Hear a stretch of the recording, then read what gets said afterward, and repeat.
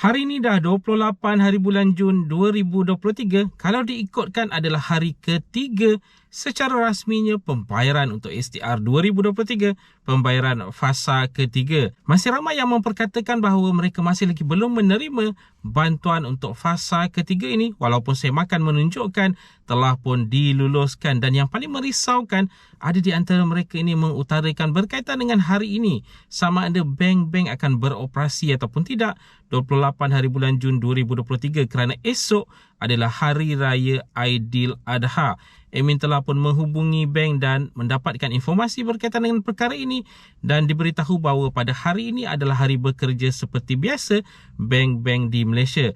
Jadi bermakna penyaluran bantuan masih lagi akan diteruskan pada hari ini sebelum esok 29 hari bulan Jun akan ditutup sementara waktu. Jadi bagi mereka yang masih lagi belum menerima wang bantuan untuk fasa ketiga sumbangan tunai ramah 2023 ini, hari ini proses pengkreditan itu masih lagi akan diteruskan. Dan dalam video pada kali ini kita nak beri pencerahan sedikit berkaitan dengan amount untuk isi rumah yang ramai memperkatakan bertanya kenapa ada isi rumah yang menerima RM150 saja. Masih ramai yang bertanya sebenarnya apa sebab penyebabnya mereka hanya menerima RM150.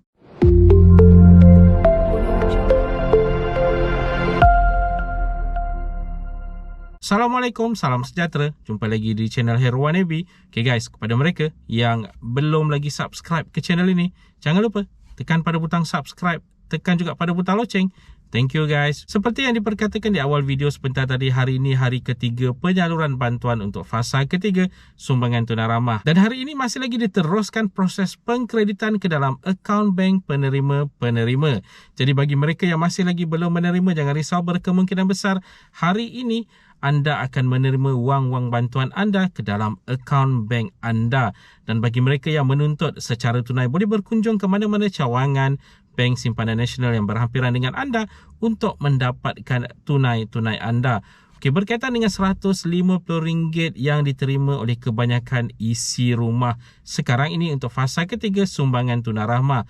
Okey, harus diingatkan, majoriti di kalangan isi rumah adalah berada dalam kategori isi rumah untuk anak 1 ke 2 orang anak. Ini adalah majoritinya jika dilihat daripada jumlah keseluruhan penerima untuk sumbangan tunai ramah fasa ketiga ini.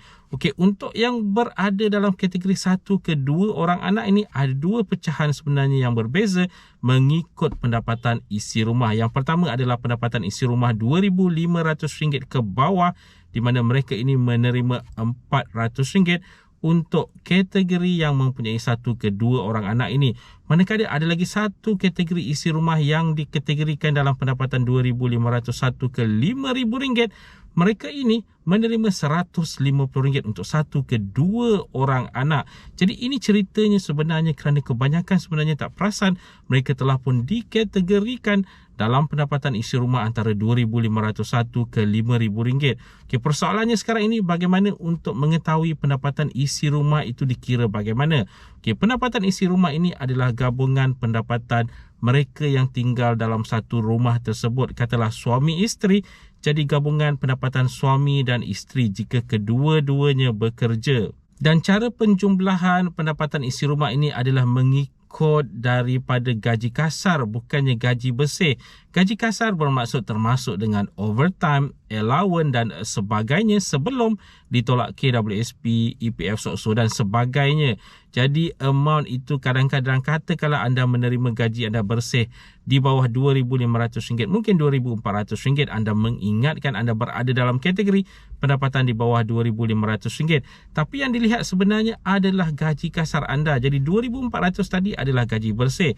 Sebelum gaji bersih ini ada sebenarnya penolakan-penolakan yang telah pun dilakukan daripada gaji kasar anda. Mungkin gaji kasar anda sebenarnya RM2,700, setelah ditolak ke semua EPF dan sebagainya barulah menjadi di bawah RM2,500. Jadi lembaga hasil dalam negeri akan mengambil kira pendapatan kasar anda itu yang berada di atas RM2,500.